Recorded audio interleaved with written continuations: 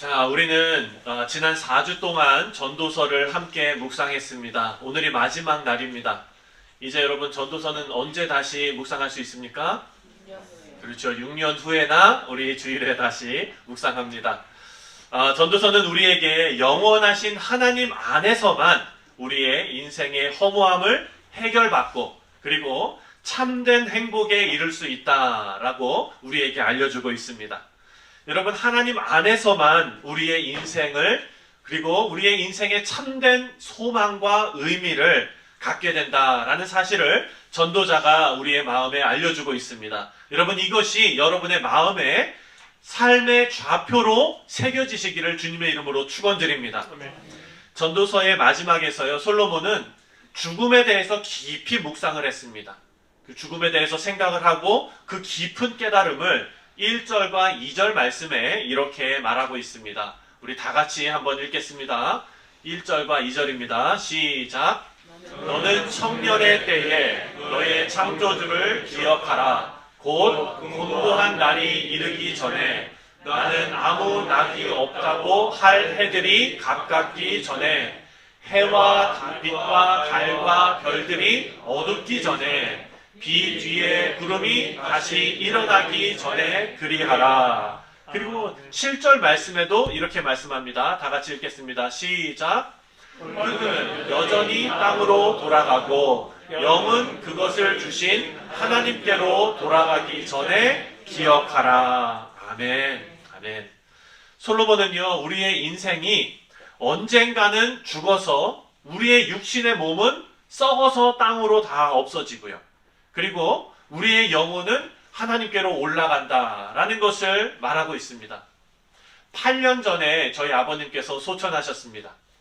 그래서 그때 제가 그 소천하셨다는 소식을 듣고 부랴부랴 뉴욕에서 한국으로 갔어요. 가서 아버님 장례를 다 치르고 그리고 저희 아버님은 수목장을 했습니다. 나무 밑에. 그래서 생각해 보면은요, 아버님의 육신의 몸은 이제 다 썩어져서 다 없어진 거예요. 그렇죠? 예. 이 땅에 흙으로 돌아간다는 것이 성경에서 증거하고 있는 진리의 말씀입니다. 하지만 아버지의 영혼은 어디에 있을까요? 그렇죠. 하나님 품에 그리스도와 함께 있는 거예요. 이것이 우리 인생의 끝입니다. 사랑하는 성도님들, 인생의 결론은요, 하나님께서 우리의 육신은 땅에 썩어지고 우리의 영혼은 하나님께로 가게 됩니다. 그래서 솔로몬은요, 그런 인생을 다 살펴보고 깨닫고 나서 뭐라고 얘기하냐면, 우리에게 청년의 때에 해와 빛과 달과 별들이 어둡기 전에 하나님을 기억하라 라고 말합니다. 우리가 언젠가 인생을 마감하는 날이 오겠지요. 여러분, 제가 있었던 그 한국에 제가 어렸을 때 다녔던 교회에서 주일학교 그 여름 성경학교 같은 걸 했어요. 근데 우리 교육전도사님께서 이거를 어떻게 표현해야 될지 모르겠지만 특이하셨어요. 그래가지고 여름 성경학교, 제가 초등학교 때 학생들을 위한 장례식을 했어요. 여름 성경학교 때. 여름 성경학교 때는 뭐 흰구름 뭉게구름 피는 하늘에 이러면서 막 놀아야 되는데 장례식을 했다니까요. 그 하루 날. 그래서 어떻게 했냐면 조를 짜가지고 장례식에 친구들끼리 참석하는 거예요. 이 전도사님이 자기가 직접 관을 짰어요. 나무를 이렇게 잘라가다 관을 짜가지고 애를 한 명씩 그 안에다 집어넣는 거예요. 그 조그만 애가 거의 들어가가지고 그리고 나서 애가 살아있으니까 밖에서 뭐라 그러지 다 들릴 거 아니에요. 그럼 거기에서 이제 그 장례식을 인도를 하는 거예요. 그래서 나는 그거를 하면서 저는 이 전도사님이 뭐 하는 건가 이랬는데 그때 그 아이들이 그 안에서 막 우는 거예요. 여러분, 그 아이들이 거기서 왜 울었을까요? 생각해보면 아이들은요, 자기가 죽을 것을 절대로 생각하지 않습니다. 그거는 전혀 생각 못하는 나이예요. 그런데 자기를 관 안에다 집어넣어 놓고 거기에다가 장례식을 인도하면서 우리 사랑하는 차석희를 하나님 손에 올려드립니다. 이렇게 하니까 애가 그 안에서 나도 언젠가 죽는구나 이런 생각을 거기에서 했던 거예요. 사랑하는 성도님들, 우리는요, 그 어느 순간인가 하나님께서 우리를 부르시면 하던 일 다 내려놓고 하나님께로 가야 되는 그런 존재들입니다. 여러분 아시죠? 네. 그런데 그때 당시에 그 여름 성경 학교 때 장례식을 경험했던 그 아이들이 눈물 흘리면서 울었는데 그 울 때 그 눈물의 의미가 무엇이었을까 제가 한번 생각해 봤어요. 어떤 거냐면 내가 학교 다니면서 거짓말 했거든요. 근데 내가 오늘 죽으면 천국에 갈 수 있을까 과연? 이런 두려움이 그 가운데 있었을 거예요. 그래서 여러분 우리 아이들은요 수련회나 부흥회나 뭐 할 때마다 나 이제 다 회개하고 이제부터 진짜로 지금까지는 이제부터는 진짜로 예수님 믿습니다. 이렇게 고백하는 친구들이 많아요. 왜냐하면 불안하니까 그런 거예요. 사랑하는 성도님들, 이것은요 우리가 그 마지막 날을 머릿속에 기억했을 때 가장 중요한 것이라고 생각되는 것은 아마도 우리가 천국에 들어갈 수 있을까? 그 질문일 것입니다. 그런데 많은 성도님들이요 천국에 들어가는 것 이상으로 중요한 것이 있다는 사실을 망각하고 있는 경우가 많습니다. 솔로몬이 청년의 때에 하나님을 기억하라 라고 한 이유가 바로 이 문제를 지적하고 있는 것입니다. 솔로몬이요 노년의 때에 죽기 직전에 하나님을 더 기억해라 이렇게 이야기한 것이 아니라 청년의 때에 하나님을 기억하라 라고 말합니다. 그 이유는 뭐냐면요 실컷 자기 살고 싶은 대로 다 살다가 죽기 직전에 예수님 영접하고 천국만 싹 가는 게 그게 하나님 뜻이 아니라는 거예요. 사랑하는 성도님들, 만약에 천국 가는 것이 목적이라면요 우리는 예수 믿고 예수를 영접하는 순간 죽어야 됩니다. 왜? 이 땅에서 더 이상 살 의미가 없는 거예요. 예수 믿고 천국 가는 게 목적이기 때문에. 그런데 여러분 우리는 그렇게 안 하죠? 우리는요 천국에 들어가는 것만이 목적이 아니라 우리는 예수 믿고 이 땅에서 살아가는 이 삶 가운데 뭔가가 있는 거예요. 하나님께서 우리에게 원하시는 어떤 것이 있는 거예요. 그것을 제대로 알면 천국에 가는 것 이상으로 복음이 얼마나 중요하고 가치 있는 것인가를 깨닫게 되는 것입니다. 사랑하는 성도님들, 이 문제는요 우리가 구원을 천국에 가고 지옥에 떨어지는 문제로 단순화시켰기 때문에 생겨난 그런 일입니다. 하나님께서 우리를 부르시고 하나님의 자녀로 만드시기 위해서 우리의 인생에 찾아오셨음을 여러분 믿으시기 바랍니다. 여러분을 천국으로 싹 옮겨가는 것, 그것이 전부가 아니라 여러분의 인생의 어떤 모습으로든 여러분의 어떤 시기에 하나님께서 찾아오신 거예요. 그 마음의 문을 두드리시고 여러분 마음에 들어가셔서 뭘 하셨냐면 여러분의 인생에 시동을 거셨어요. 여러분 아침에 여기 차 타고 오실 때 시동 딱 부르릉 걸지 않습니까? 그것을 여러분 인생에 하나님께서 찾아오셔서 하신 거예요. 그 순간 여러분은 아무리 죄가 많더라도 아무리 여러분의 인생이 엉망이었더라도 하나님께서는 그 자리에서 우리 인생에 시동을 거시고 이제는요 그곳을 빠져나와서 영광스러운 자리로 우리를 옮겨가시는 일을 시작하신 것입니다. 그래서 예수님을 영접하는 것은요 우리에게 시작점이 되는 것입니다. 그것이 완성이 아니라 그것은 시작입니다. 이제부터 우리는 이 땅에서 실수하고 때로는 좌절하고 그러면서도 영광스러운 자리를 향해서 우리의 삶을 살아가게 됩니다. 사랑하는 성도님들, 성경은요 우리에게 방향을 알려줍니다. 그런데 그 성경은 우리에게 길을 알려주진 않아요. 무슨 의미냐면요 만약에 제가 여러분을 저희 집에 초대를 했어요. 그래서 저희 집 주소를 알려드렸습니다. 그러면 여러분의 각자의 집 위치에서부터 저희 집까지 오실 거 아니에요. 그 길이 하나입니까? 아니면 여러 개입니까? 길은 여러 개예요. 마찬가지예요, 여러분. 우리 인생을 하나님의 영광스러운 자녀로, 하나님의 영광스러운 자리로 인도해 가시는 그 길은요, 다양하다는 거예요. 여기에 수많은 인생이 지금 앉아 계십니다. 여러분의 인생의 개수만큼 그 길은 다양합니다. 그래서 여러분 우리는요 다른 사람의 신앙의 여정을 평가하면서 내 기준으로 판단해서는 절대 안 됩니다. 모태신앙 이런 거는 이제 얘기 안 했으면 좋겠어요. 그렇죠? 예. 사랑하는 성도님들, 그것은 의미가 없어요. 왜냐하면 길 중에 하나예요. 그렇죠? 우리가 만약 다른 사람을 판단한다면 내 인생과 비추어 봤을 때 다른 사람의 인생이 이렇게 판단한다면 그것은 어디에서부터 나오는 거냐? 그 이유는 바로 내가 그 사람보다 더 의롭다라고 생각하는 그 교만에서 나온 것입니다. 고린도전서 10장 12절을 함께 읽겠습니다. 시작.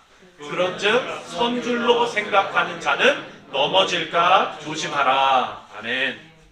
사랑하는 성도님들, 성도가 교회에서 신앙생활을 하다 보면은요, 언젠가 교회에서 봉사를 하게 됩니다. 교회 안에서 사역이 맡겨지고 그리고 그 사역을 감당하게 됩니다. 성도가 아무런 사역을 하지 않다가 교회에서 이제 맡겨진 사역을 시작할 기회가 생긴다면요, 두 가지가 나타납니다. 첫 번째는 이전에 경험해보지 못한 은혜를 경험하게 됩니다. 여러분 그 경험을 보셨어요? 아니 왜 이렇게 사역 한 번도 안 해보신 것처럼 그렇게 여러분 그런 경험해 보셨잖아요. 사역함으로써 느껴지는 하나님께서 주시는 그 은혜. 그리고 여러분 또 한 가지 느껴지는 게 있습니다. 뭐냐면 이전에 경험해 보지 못했던 어려움을 경험하게 됩니다. 그 사역은요, 이미 그 사역을 경험해 봤던 그런 성도님들로부터 아름다운 말로 노하우가 잘 전수되면 좋은데 그렇지 못한 경우가 많이 있기 때문입니다. 이것은 교회가 사역의 본질을 잊고 있을 때 발생하는 일이에요. 사역의 본질을 잊은 사례를 예수님께서 포도원 품꾼의 비유로 우리에게 알려주고 계십니다. 바로 그 포도원 품꾼의 비유를 보면은요, 주인이 포도원에서 일할 일꾼들을 이제 데리러 나간 거예요. 언제 나갔느냐? 아침 일찍 나갔어요. 일찍 거리에 나갔더니 사람들이 일거리를 찾으려고 서성이고 있어요. 그런 사람들을 데려다가 포도원에 데려다 놓고 일하게 했습니다. 그리고 이 주인이 점심때도 나간 거예요. 점심때 나갔더니 사람이 또 있어요. 또 데려다가 일을 하게 했습니다. 그리고 마지막으로 일 끝나기 1시간 전에도 나갔는데 글쎄 사람이 있는 거예요. 그 사람을 데려다가 일을 하게 했어요. 그리고 1시간 후에 일이 다 끝나고 나서 이제 임금을 정상을 하는데 임금을 주는데요, 여러분 다 똑같이 준 거예요. 마지막 1시간 전에 들어온 사람을 제일 먼저 주고, 그리고 점심 때 들어온 사람도 주고, 저녁 때 들어온 사람이 아침 일찍부터 온 사람도 줬는데 봉투를 싹 열어보니까 돈이 다 똑같은 거예요. 사랑하는 성도님들, 이거 지금 2022년 기준으로 놓고 봤을 때 우리 김태훈 변호사님, 이거 맞습니까? 이거 어떻게 되는 겁니까? 네. 사랑하는 성도님들, 이거요, 이런 식으로 하면은요, 근로기준법에 다 걸리는 거예요. 그렇죠? 그런데 포도원 주인은 그렇게 했습니다. 그랬더니, 아니나 다를까, 아침 일찍부터 오신 분이 주인에게 항의를 합니다. 아니, 어떻게 이런 일이 있을 수가 있습니까? 그랬더니, 주인이, 이게 뭐가 문제냐? 이렇게 얘기해요. 사랑하는 성도님, 한번 생각해 보십시오. 포도원 일꾼들 중에 제일 고생한 사람이 누굽니까? 솔직히. 그렇죠. 아침 일찍부터 온 사람이 제일 고생했다고 여러분 생각하시죠? 그렇잖아요. 일한 양으로 놓고 보면은 그 사람이 제일 고생했지요. 그런데 여러분 조금만 다르게 한번 생각해 볼까요? 1시간 전에 들어온, 일 끝나기 1시간 전에 들어온 그 일꾼이 어찌 보면은 가장 힘들었을 수도 있어요. 왜냐하면 그 사람도 그 사람 나름대로 사정이 있었을 겁니다.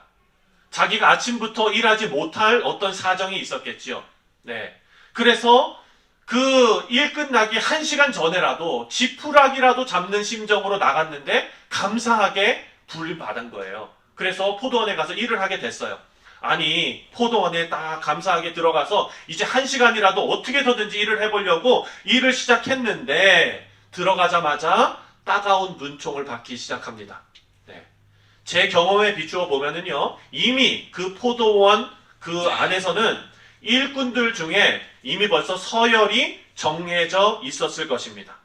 아침 6시 권사님, 아침 6시 5분 집사님, 아침 6시 10분 장로님, 막 이렇게 서열이 딱딱 정해져 있었을 거예요. 그리고 나서 오후 5시 성도가 딱 들어오자마자 이제 눈치를 주면서 아니 1시간 일하러 오는 거야? 자격이나 되는 사람이야? 뭐 이런 수근수근 하는 소리가 혹시나 있지 않았을까. 네. 근데 여러분, 저는 아마도 그런 일이 벌어졌을 거라 생각해요. 늦게 들어온 사람이 1시간 일하는데 사랑하는 성도님들 얼마나 힘들었을까요?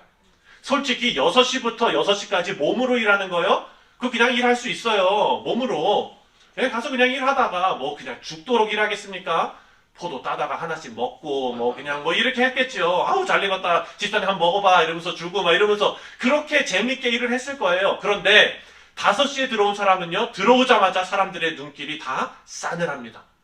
혼자서 일을 해야 되는데 뭘 해야 될지도 모르겠고 내가 지금 제대로 하는지도 모르겠고 그냥 불안한 가운데 일을 하는 거예요. 이런 점을 놓고 봤을 때는 누가 제일 힘들었을까요? 저는 1시간 남겨놓고 온 사람이 어찌 보면 제일 힘들지 않았을까, 이런 생각이 듭니다. 사랑하는 성도님들, 포도원 품꾼의 비유는요, 여러 가지 영적인 교훈을 우리에게 주고 있습니다. 그 중에 하나가 뭐냐면, 우리 주님은요, 사역에 관심이 있으신 것이 아니라 사람에 관심이 있는 분이라는 겁니다. 우리 성도가 교회에서 신앙생활을 하다 보면은요, 사역에 집중한 나머지 사람을 놓치는 경우가 종종 발생할 수 있습니다. 성도가 사역을 하면서 하나님의 영광을 위해서 우리가 이 사역을 한다고 생각하지만 정작 하나님이 어디에 관심을 두고 계시는지를 망각할 때가 있는 것입니다. 우리가 잘못된 목표를 가지고 있을 때 우리의 수고가 모두가 헛되게 돌아가는 것입니다. 사랑하는 성도님들, 우리가 천국에 들어가는 것만이 최종 목표가 된다면, 그리고 그 과정이 전부 다 무시가 된다면, 제일 현명한 사람은 어떤 사람입니까? 자기 마음대로 살다가 죽기 직전에 예수 믿고 천국 가는 사람이 제일 현명한 사람이겠지요. 근데 하나님의 방법은 그게 아니라는 거예요. 하나님의 방법은요, 하나님의 자녀라는 이미 주어진 결과를 향해서 우리의 그 속해져 있는 자리에서부터 시동을 걸고, 그리고 그 자리까지 움직여가는 과정이 바로 하나님께서 우리에게 원하시는 거예요. 그래서 솔로몬은요, 오늘 본문 말씀에 청년의 때에 하나님을 기억하라 라고 말하고 있어요. 이 얘기는 노년의 때에 하나님을 기억하라가 아니라 청년의 때에, 그 의미는 뭐겠습니까? 하나님과 함께 동역하면서 하나님과 함께 시간을 보내고 하나님께 다스림 받는 그 시간을 길게 하라는 거예요. 그렇죠, 여러분? 그렇습니다. 그런데 조건이 있어요. 어떤 조건이냐? 바로 주인이 무엇을 중요하게 여기시는지를 바로 알고 그 일을 행해야 한다는 것입니다.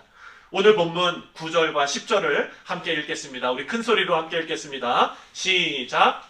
전도자는 지혜자이어서 여전히 백성에게 지식을 가르쳤고 또 깊이 생각하고 연구하여 잠언을 많이 지었으며 전도자는 힘써 아름다운 말들을 구하였나니 진리의 말씀들을 정직하게 기록하였느니라. 아멘.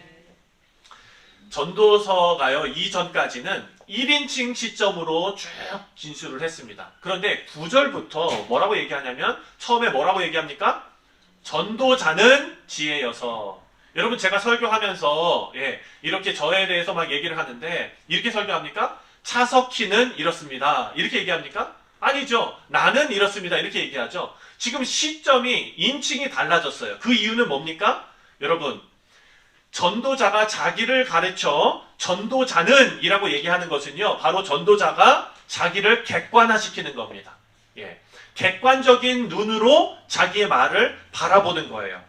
지금 솔로몬은요, 자신을 객관적으로 바라보면서 제3자의 입장에서 자신이 한 이야기를 지금 평가하고 있는 것입니다. 그래서 솔로몬은 지금 자신이 말한 모든 내용의 결론을 이 말씀을 읽는 독자들에게 전달하려고 애쓰는데 객관적으로 전달하려고 애쓰고 있는 것입니다. 솔로몬이 뭐라고 얘기하냐면 10절 말씀에 전도자는 힘써 아름다운 말들을 구하였나니 진리의 말씀들을 정직하게 기록하였느니라 라고 말합니다. 솔로몬의 이 한 이야기를요, 직역하면 이런 의미예요. 솔로몬은 아름다운 말을 찾는데 힘썼다. 여기에 아름다운 말이라는 이 단어는요, 번역을 하면 기쁨의 말, 살리는 말, 영혼의 만족과 기쁨이 되는 말, 은혜로운 말, 이렇게 번역할 수 있는 겁니다. 사랑하는 성도님들, 하나님의 자녀들이 모여서 함께 섬기는 그런 측면에서 우리가 본다면 포도원 농장과 교회하고는요, 비슷한 면이 참 많이 있는 것 같습니다. 여러분, 혹시 제가 아까 말씀드렸던 6시 장로님, 6시 5분 권사님, 이런 분들이 혹시 우리 교회에 계시나요? 어떻게 생각하십니까? 있는 것 같기도 한데 여기서 말하면은 안 될 것 같은 분위기인 것 같기도 하고 막 그렇죠. 예, 사랑하는 성도님들, 이런 일은요 어느 교회에나 조금씩은 다 있는 일입니다. 우리가 이런 모습을 하나님 앞에, 십자가 앞에 가지고 나가기 위해서는 우리의 그 부끄러운 모습들, 아픈 모습들, 연약한 모습들을요 그대로 하나님 앞에 가져 나가야 될 줄 믿습니다. 사랑하는 성도님들, 교회가 살 길은요 우리의 부족함을 덮는 것이 살 길이 아니에요. 우리의 부족함을 열어서 오픈하는 것이 살 길입니다. 하나님의 치유의 광선에 우리 교회의 부족함이 드러나야 그것이 해결받습니다. 좀 더 크게 아멘. 네, 아멘. 감사합니다. 앞으로 여러분, 저는 확신합니다. 하나님께서 우리 교회에 성령의 역사하심을 통해서 하나님께서 찾으시는 귀한 영혼들, 하나님께서 찾으시는 귀한 일꾼들을 우리에게 계속 보내주실 것입니다. 아멘. 그렇다면 이 자리에 앉아 계신 여러분들은 어떤 분들입니까? 먼저 포도원 농장에 들어오신 분들입니다. 우리는 해야 될 일이 있습니다. 하나님의 마음을 헤아려서 아름다운 말로 나중에 들어온 일꾼들을 돕고 세우는 역할을 우리가 담당해야 될 줄 믿습니다. 이제 여러분, 한 해를 마감하면서 그리고 새롭게 하나님께서 우리에게 주실 새로운 해를 준비하는 시기에 우리가 와 있습니다. 이제 우리 교회는요 하나씩 교회의 사명을 다하는 그런 사역들을 진행해 나갈 것입니다. 이제 여러분, 바로 코앞에 있는 사역이 뭐냐면 바로 성가대예요. 성가대. 네. 우리 교회가 이제 성가대가 이렇게 좀 활성화돼서 하나님 앞에 아름다운 찬송을 올려드리는 그런 예배가 정말 이렇게 올려드리는 그런 날들을 우리가 기대하고 있습니다. 이제 성탄절 그 연합 예배를 시작으로 내년에는 성가대가 새롭게 조직되어서 우리가 함께 아름다운 찬송을 올려드리는 그 사역을 시작할 텐데, 사랑하는 성도님들, 사역의 그 내용이 사역이 중심이 되는 교회가 아니라 함께 사람을 세우고 살리는 그런 격려하는 그런 과정이 올바른 교회가 되시기를, 그런 사역이 되시기를 주님의 이름으로 축원드립니다. 성가대를 오랜만에 하다 보니까 박자가 제대로 안 맞는 분들도 있을 수 있고요. 음정이 조금 안 맞는 분들도 있을 수 있어요. 근데 우리 김혜은 집사님은 절대 음감이시거든요. 네. 거기에서 누구 거기 떨어지는데 막 이러지 마시고요. 우리는 어떻게 해야 될까요? 사람을 세우는, 함께 할 수 있는, 여러분, 그것이 음정과 박자가 정확해서 아름다운 하모니를 만들어내는 것이 하나님께 영광이 아니라 모든 사람의 마음이 그 찬양에 녹아지는, 성가대원들 한 사람 한 사람이 진정으로 기뻐서 서로 세워주면서 정말 은혜로운 찬송이 가는, 그것이 하나님의 원하는 사역 아닐까요? 네. 맞지요. 여러분, 이제는요 우리가 연초에 성가대 사역을 시작으로 해서 여러 가지 사역들이 하나씩 세워져 나갈 겁니다. 그때 여러분, 이런 마음 잊지 마시고 우리가 아름다운 사역을 하나님 앞에 아름답게 올려드릴 수 있게 되시기를 주님의 이름으로 축원드립니다. 이러기 위해서는 우리는요 잘 박힌 못과 같은 하나님의 말씀을 경외해야 한다라고 성경이 말합니다. 11절을 다 같이 읽겠습니다. 11절 시작. 지혜자들의 말씀들은 찌르는 채찍들 같고 회중의 스승들의 말씀들은 잘 박힌 못과 같으니 다 한 목자가 주신 바이니라. 아멘. 솔로몬은 하나님의 말씀을 두 가지로 지금 비유하고 있습니다. 첫 번째, 우리에게 찌르는 채찍들 같이 하나님의 말씀이 다가온다라고 말하고 있고요. 두 번째는 잘 박힌 못과 같이 다가온다라고 말합니다. 여러분, 찌르는 채찍이라는 것은요, 그 단어의 의미가 훈련하다, 예리하게 하다, 익숙하게 하다라는 뜻을 가지고 있습니다. 훈련하게 하다, 예리하게 하다, 익숙하게 하다. 사랑하는 성도님들, 우리가 교회가 하나 되게 하는, 그 서로 세워주고 아름다운 말을 하고 서로에게 격려하는 이 일에 있어서는요, 뭐가 필요하냐면 훈련이 필요하다는 거예요. 그거는 내가 한번 마음 먹는다고 되는 게 아니에요. 여기 다 아이들 키워보셨잖아요. 어느 날 말씀의 은혜 받고 내가 이제 죽어도 우리 아들에게는, 우리 딸에게는 내가 신경질 내지 않으리라, 이렇게 하고 나서 어떡합니까? 예배 끝나고 가는 길에 너 왜 빨리 안 타냐고 막 이러면서 이제 그렇지 않습니까? 사랑하는 성도님들, 사람의 마음과 그리고 사람의 의지는요 1시간을 채 못 가요. 그렇다면 우리는 어떻게 해야 됩니까? 우리는요 하나님께서 우리에게 말씀해 주시는 이 말씀으로 다스림 받으면서 훈련 받아야 된다는 거예요. 그런데 그 말씀이 우리에게 찔림이 되고 아픔이 되는 경우가 있어요. 하나님의 말씀이 여러분의 마음에 부딪히는 거예요. 예.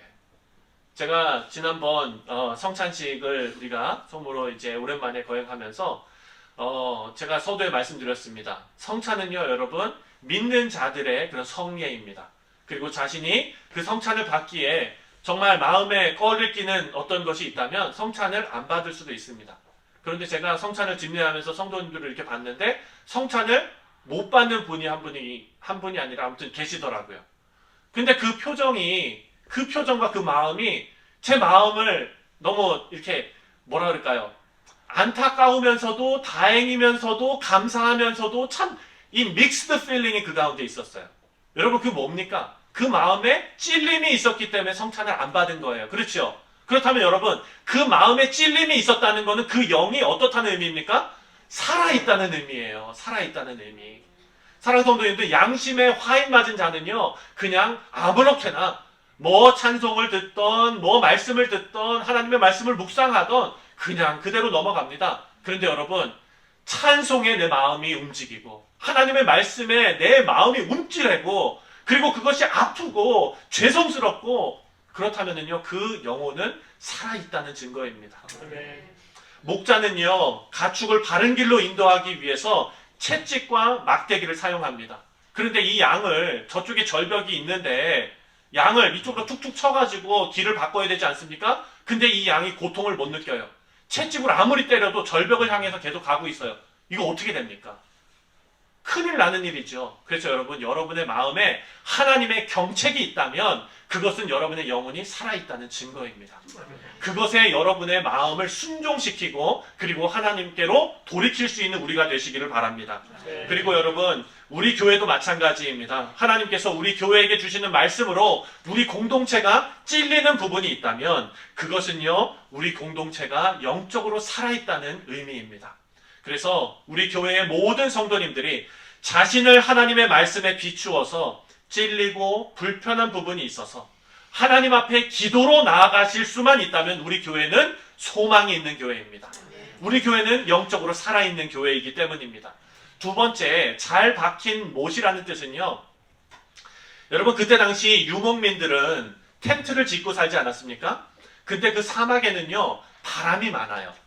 텐트가 바람이 불어서 날아가지 않게 하기 위해서는 캠핑 잘 하시는 분들 계시죠? 어떻게 해야 됩니까? 그렇죠. 위에다가 씌우고 그 땅에다가 못으로 갖다가 이제 박는 거예요. 그렇죠? 그거를 견고하게 박아 놔야 텐트가 바람에 날아가지 않습니다. 사랑하는 성도님들, 마찬가지입니다. 우리에게는요 이렇게 잘 박힌 못과 같은 하나님의 말씀이 우리 교회에 있습니다. 우리 사랑하는 성도님들, 하나님의 말씀에서 벗어나지 않고 우리 교회가 하나님의 말씀의 인도하심을 따라서 정도를 걸어간다면 악한 사탄 마귀가 조금도 우리 교회 흔들 수 없습니다. 여러분 믿으십니까? 연말이 되면은요 어느 교회도 마찬가지예요. 목사님들이 바짝 긴장합니다. 왜 그럴까요? 연말 되면은요 교회를 흔들려는 세력이 많아요. 여러분 그 경험해 보셨나요? 저는 제 평생 저희 아버님 목회하시는 거 옆에서 쭉 보면서요 연말마다 긴장하시는 거 봤어요. 연말마다 교회는요 더 뜨겁게 기도하고요 연말마다 교회는요 더 하나님 앞에 엎드려야 합니다. 사랑하는 성도님들, 그런데 우리가 하나님 앞에 감사하는 것은요 하나님께서 우리에게 주신 진리의 말씀이 잘 박힌 못과 같다는 거예요. 우리가 그 말씀을 따라서 정도를 걸으면 악한 원수 마귀가 조금도 우리 교회를 흔들어 놓을 수 없음을 믿으시기 바랍니다. 아멘. 그래서 우리는 말씀으로 굳건해지는 교회가 되어야 합니다. 그런데 그런 교회가 되기 위한 중요한 포인트가 하나가 있습니다. 그것은 바로 하나님을 경외하는 성도가 되는 것입니다. 자, 전도서의 결론을 솔로몬은 이렇게 말합니다. 13절을 다 같이 읽겠습니다. 시작. 일의 결국을 다 들었으니 하나님을 경외하고 그의 명령들을 지킬지어다. 이것이 모든 사람의 본분이니라. 아멘. 아멘. 하나님을 경외한다는 말은 하나님을 두려워한다는 말입니다. 여러분, 두려워한다는 것은 두 가지 의미로 생각할 수 있는데요. 첫 번째, 거룩하신 하나님 앞에 두렵고 떨리는 마음으로 우리가 서는 것입니다. 그것은 여러분, 내가 잘못했기 때문에 너무 죄송하고 미안해가지고 두렵고 떨리는 것이 아니라 하나님을 경외한다는 것은요, 하나님을 존경하고 경의를 표하는 그런 마음가짐으로 하나님 앞에 내가 서는 것입니다. 그리고 두 번째, 하나님을 경외한다는 것, 두려워하지 않는다는 것은 하나님 한 분만 우리가 경외하기 때문에 우리의 영혼을 죽이지 못하는 세상의 그 어떤 공포나 위협도 우리는 두려워하지 말아야 한다는 의미도 되는 것입니다. 사랑하는 성도님들, 우리 성도님들은 하나님 경외하십니까? 아멘. 그렇다면 여러분 두려워하지 마시기 바랍니다. 솔로몬은요, 전도서의 결론으로 하나님을 경외하라 라고 권면하면서 하나님을 경외하는 것은 성도의 본분이다 라고 말합니다. 이 본분이라는 단어의 의미는요, 전부라는 의미예요. 하나님을 두려워하며 하나님 앞에 내가 서는 것, 하나님 한 분으로 충분하다고 고백하는 것, 이것이 우리 성도가 하나님 앞에 보여야 할 전부라는 거예요. 사랑하는 성도님들, 악한 사탄 마귀는요, 우리에게 자꾸 속임수를 씁니다. 어떤 속임수를 쓰는지 아세요? 교회에서 열심히 봉사해. 교회에서 열심히 사역해. 그래서 하나님께서 주신 그 은혜를 빨리 갚아. 여러분, 은혜 갚으라고 사탄은 우리에게 속이는 거예요.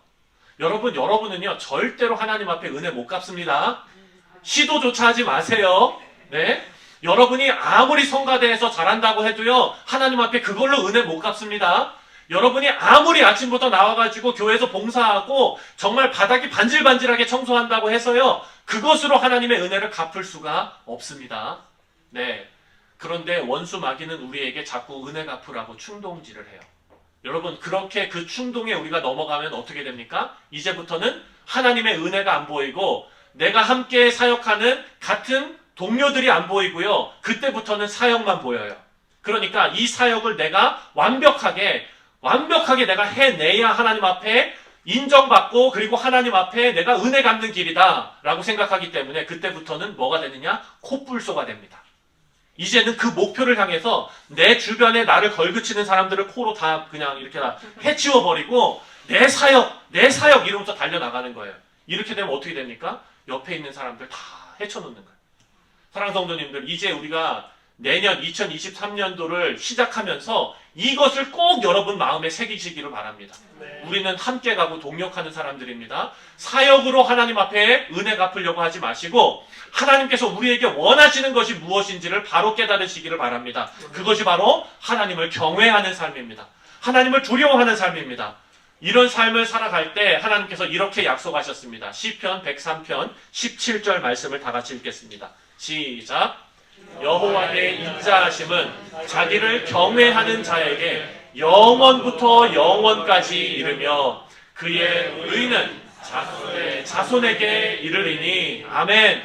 사랑하는 성도님들, 여러분들께서 여호와를 경외하는 자가 되시면 하나님의 인자하심이, 하나님의 자비가, 하나님의 인애하심이 영원부터 영원까지 여러분의 가정과 여러분의 사업과 여러분의 교회 가운데 임하게 될 줄 믿으시기 바랍니다.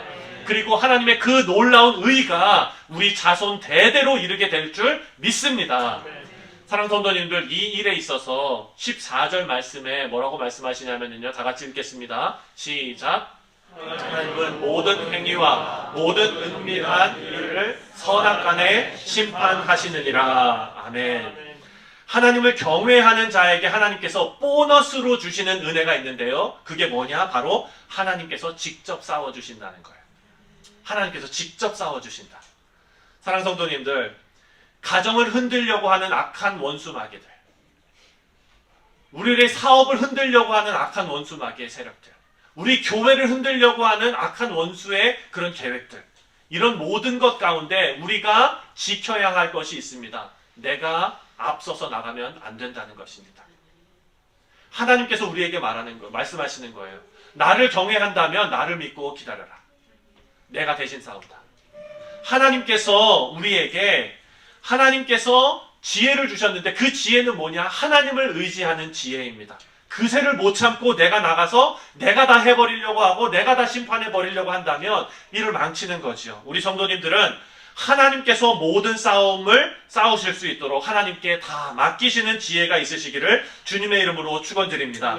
전도서를 마치면서 솔로몬은 우리에게 하나님을 경외하는 것이 허무한 인생에서 진정한 의미를 찾게 되는 길이라고 알려주고 계십니다. 우리 인생에 진정한 가치를 부여해 주신 분이 계신데 그분이 바로 예수님이십니다. 주님께서 우리의 인생에 들어오셔서 우리 인생에 새로운 의미를 부여해 주셨는데요. 우리는 한때 길거리에서 나를 누가 써주지는 않을까 하며 애타게 기다리던 사람이었는데 우리를 부르시고 포도원에서 일할 수 있는 기회를 주셨습니다. 사랑하는 성도님들, 이제 포도원의 1등 일꾼이 되려고 노력하시지 마시고요. 이제는 그 포도원에 있는 같은 동료들과 그리고 주인과 함께 그 안에서 내 자신이 성장하고 내 자신이 하나님의 은혜를 누리는 우리 모두가 되기를 바랍니다. 전도서가 주는 지혜는 진정 하나님을 경외하는 사람은요, 아름다운 말로 사람을 세우고 하나님의 변하지 않는 말씀에 자기 자신을 돌아보고 우리를 흔드는 악한 세력을 굳건한 하나님의 말씀을 의지해서 이길 수 있다라고 우리에게 알려줍니다. 우리 교회가 뉴욕 성실 장로교회가 마지막 때에 하나님을 경외하는 교회로 하나님의 마음을 시원케 해드리는 그런 교회 되시기를 주님의 이름으로 축원드립니다.